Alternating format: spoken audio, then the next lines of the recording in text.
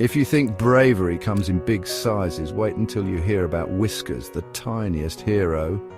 One sunny day, Whiskers heard a soft cry from the forest. Without hesitation, she darted out, her heart pounding with excitement.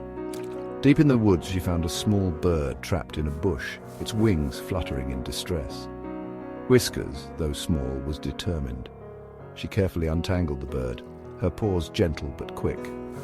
The bird chirped. "Thank you, kind kitten. I was so scared." Whiskers smiled, her heart swelling with pride.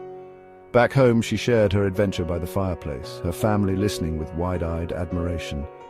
Whiskers realized it wasn't the big things that made her brave, but the small acts of kindness. Even the smallest of us can be heroes in our own way. Remember, bravery is in the little things.